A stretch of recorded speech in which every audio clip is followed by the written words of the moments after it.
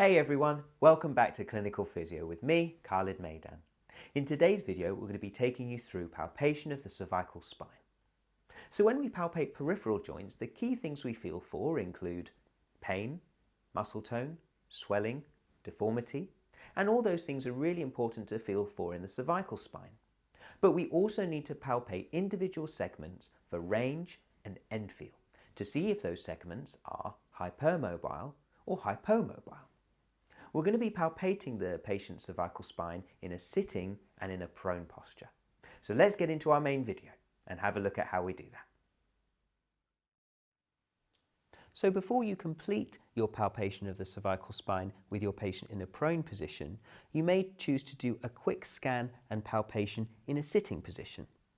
And that is because there are different muscles and soft tissue structures that are active when your patient is sitting because they are stabilizing your patient's cervical spine and their head. These muscles may include the upper trapezius muscle, the levator scapulae muscle, and the rhomboids.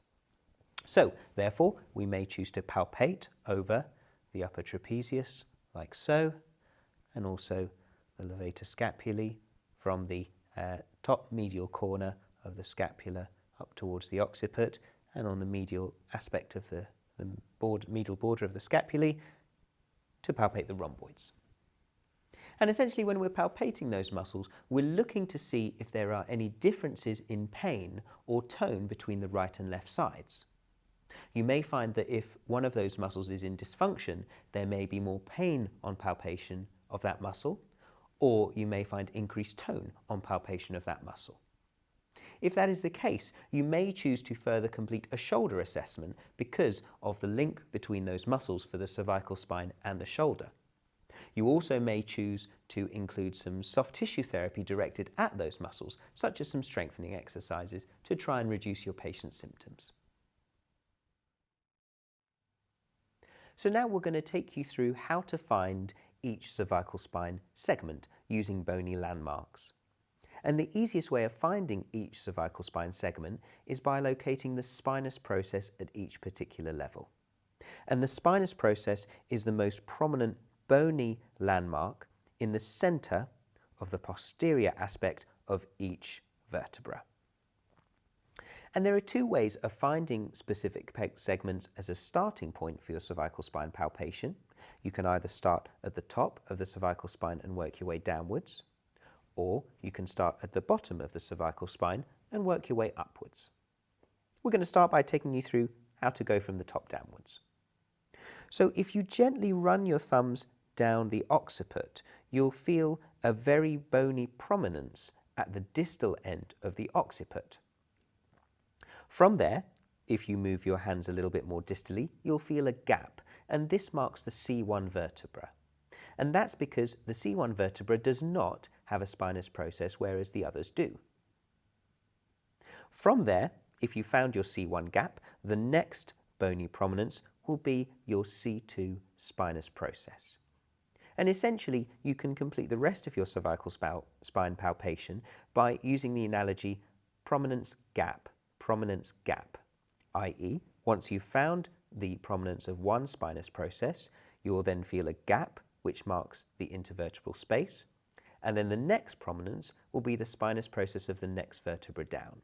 For example, C2 prominence, gap for intervertebral space, C3 prominence, gap for intervertebral space, C4 prominence. So that's how to work from the top downwards. You can also work from the lower cervical spine upwards. You'll be able to see on your patient the more prominent landmarks of the spinous processes between the cervical and thoracic junctions. So you know that that's how you're in the region of the lower cervical spine. From there, this enables us to find C6. So if you found your spinous process for the lower cervical spine, passively bring your patient's head into extension. What you will find with the C6 vertebra is that it will disappear, i.e. you won't be able to maintain contact with this spinous process as you bring your patient's cervical spine into extension, whereas the C5 vertebra or the C7 vertebra, you will be able to make contact with it. So, if you have therefore found your C6 vertebra, you can use the same analogy of prominence gap to work your way up the cervical spine. So, you can find C7, which is the next prominence distal to C6, and from there, gap to mark the intervertebral space between 7 and 6, prominence to mark the spinous process of C6, gap intervertebral space, prominence for C5 spinous process, and so on and so forth. So when we find our particular segment, it is commonplace to perform two main spinal palpation techniques. We can either perform a central posterior anterior pressure, also known as a central PA, where we palpate directly onto the spinous process, or a unilateral posterior anterior pressure, also known as a unilateral PA, where we push down on either side of the vertebra. When performing your technique, it is common practice to place one thumb over the other in order to produce your PA movement. As the therapist, we will be standing at the end of the bed for our palpation. And as less force is required to effectively palpate the cervical spine vertebra, the patient does not need to use their body weight as much as they would do if they were palpating the thoracic or lumbar spine vertebra. Therefore, the therapist's shoulders and elbows can be more relaxed in their positioning, which allows for their hands and fingers to remain soft during the palpation, to allow you as the therapist to feel exactly what is happening at the segment being palpated. So now we're going to take you through your cervical spine palpation as you would do in clinical practice with your patient in a prone position. So we start by finding our C1 vertebra, and the way to do that is by running your thumbs down the occiput until you feel the bony prominence at the very distal end of the occiput.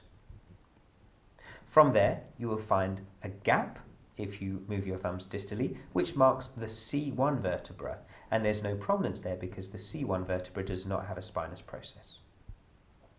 So we perform our central PA on the C1 vertebra, and we can also perform a unilateral PA on the left side and also on the right side too.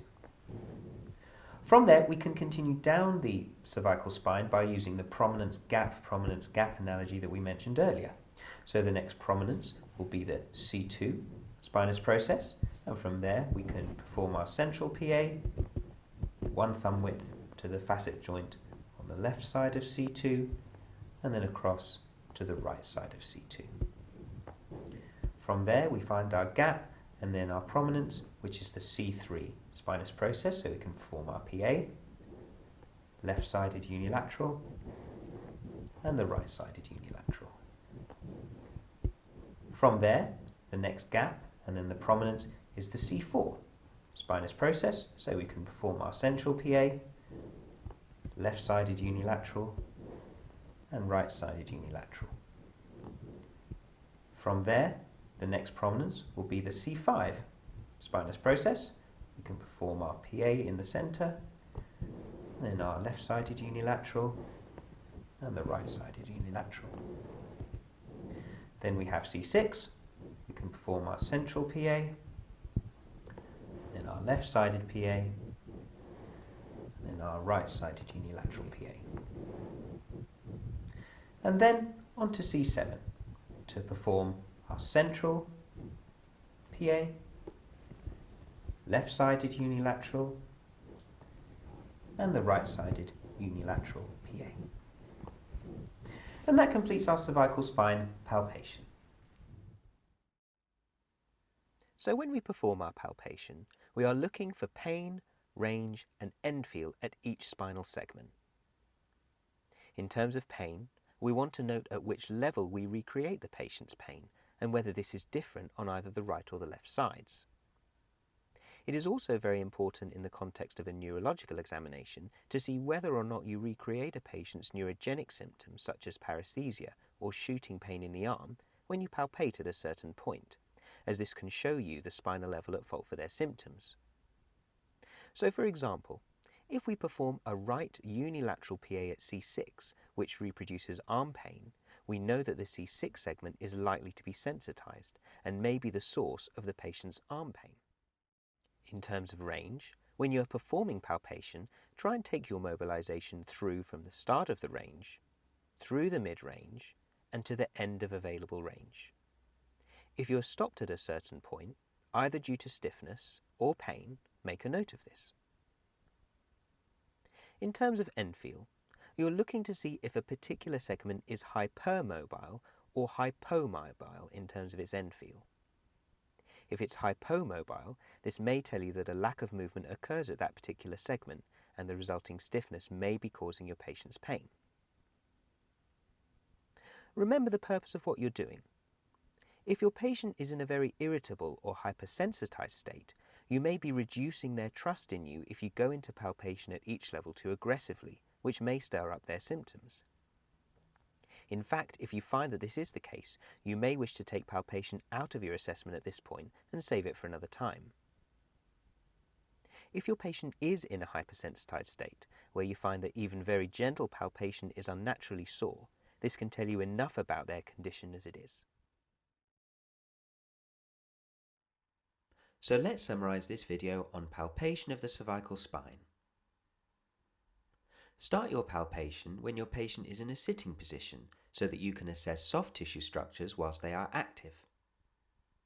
Then move on to palpation with your patient lying prone. Make sure you are aware of how to find your palpation points, whether you were to start palpating from the upper cervical spine down to the lower cervical spine, or if you were to start palpating from the lower cervical spine up to the upper cervical spine. With your patient lying in prone, palpate each cervical spine vertebra with a central PA, a right unilateral PA, and a left unilateral PA. You are assessing for pain, range, and end feel at each cervical spine level. And that completes our video on palpation of the cervical spine. Next, I'd like to suggest you have a look at our other videos in the cervical spine assessment catalogue, including observation of the cervical spine. Thank you as always for watching, and we'll see you again soon, right here at Clinical Physio.